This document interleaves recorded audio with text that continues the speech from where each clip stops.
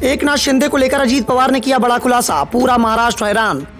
सोने की भस्म मिलाकर चाय पीते हैं महाराष्ट्र के सीएम एकनाथ शिंदे। रोज 1 लाख रुपए चाय पर खर्च करते हैं एकनाथ शिंदे।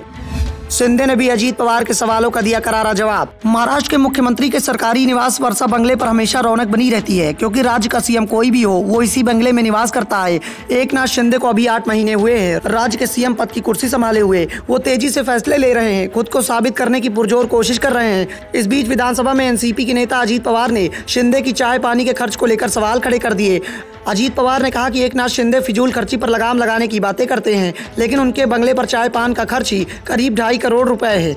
अजीत पवार ने तो यहां तक का दावा कर दिया कि सीएम आवास पर बनने वाली चाय में सोने का अर्क मिलाया जाता है, तभी 8 महीने में चाय पानी का खर्च 2.5 करोड़ रुपए के करीब आता है। नेता प्रतिपक्ष इस बात का दावा कर रहे हैं कि शिंदे सरकार पब्लिसिटी पर जमकर पैसा खर्च करती है। सरकार का ध्यान काम पर कम और प्रचार पर ज्यादा रहता है। आजकल अखबारों में फुल पेज विज्ञापन दिए जा रहे हैं, जिसके सहारे एकनाथ शिंदे अपनी छवि को चमकाने का काम कर रहे हैं। अजीत पवार ने एकनाथ शिंदे पर जमकर निशाना साधा तो शिंदे ने भी उनके ही अंदाज में करारा जवाब पेश कर दिया। शिंदे ने उद्धव ठाकरे का नाम तो नहीं लिया, लेकिन बिना नाम लिए ही अजीत पवार के सवालों के सहारे उद्धव ठाकरे पर निशाना साध दिया। शिंदे ने कहा कि आज मेरे चाय पानी के खर्च का हिसाब मांगा जा रहा है। मुझे सीएम बने हुए अभी 8 महीने ही हुए हैं। पूरे राज्य के लोग मुझसे मिलने आते हैं। अगर दूर दूर से आने वाले लोगों को चाय पान नहीं कराया गया तो इसे महाराष्ट्र की संस्कृति का अपमान माना जाएगा। हम राज्य के सम्मान की बातें करते हैं, लेकिन सवाल उन लोगों से पूछना चाहिए जो मुझसे पहले राज्य के सीएम हुआ करते थे।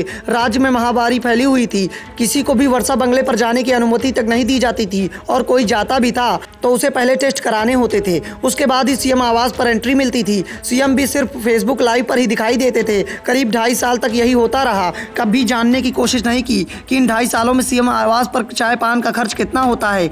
विपक्ष चाहे तो इसका हिसाब किताब भी हम पेश कर सकते हैं। दरअसल शिंदे ने नाम भले ही नहीं लिया, लेकिन इशारे में उद्धव ठाकरे की ओर निशाना साध दिया। प्रचार के मुद्दे पर भी एकनाथ शिंदे ने कहा कि जब आपकी सरकार थी तब आपने 2.5 करोड़ रुपए पीआर में खर्च किए थे। इतना ही नहीं, पूर्व डिप्टी सीएम ने अपनी निजी पब्लिसिटी के लिए करीब 6 करोड़ रुपए तक खर्च कर दिए थे, जिसे बाद में वापस लिया गया था। हम तो सरकार की योजनाओं की जानकारी जनता तक पहुंचाने के लिए विज्ञापन देते हैं। ऐसे में दोहरा रवैया कैसे चलेगा? आप करे तो ठीक, और हमने करना शुरू कर दिया तो वो गलत हो गया। यहाँ भी एकनाथ शिंदे ने उद्धव ठाकरे का नाम तो नहीं लिया, लेकिन 250 करोड़ रुपए की पब्लिसिटी के नाम पर निशाने उद्धव ठाकरे पर ही साध दिए। इस बीच एकनाथ शिंदे ने एमवीए गठबंधन पर चुटकी लेते हुए अजीत पवार से सवाल कर दिया कि आपके गठबंधन की ओर से सीएम उम्मीदवार कौन होगा, किस दल का होगा? अगर कभी ऐसी स्थिति आपकी सरकार में बन गई तो सीएम किसे बनाएंगे? एनसीपी का होगा या एनसीपी से कुर्सी हमेशा दूरी रहेगी? और एनसीपी से होगा तो कौन होगा? आपको तो एनसीपी में सीएम पद का उम्मीदवार तक नहीं माना जा रहा है। दरअसल कुछ दिनों पहले मुंबई के एनसीपी ऑफिस के बाहर सांसद सुप्रिया सुले ने भावी सीएम वाला बैनर लगा दिया था। इसके पहले एनसीपी प्रदेश अध्यक्ष जयंत पाटिल के भावी सीएम वाला पोस्टर लगाया गया था। वहीं अजीत पवार के खेमे के लोग उन्हें भावी सीएम बताते हैं। ऐसे में सीएम कौन बनेगा, यह सवाल उठाते हुए एकनाथ शिंदे ने एनसीपी की खिंचाई कर दी।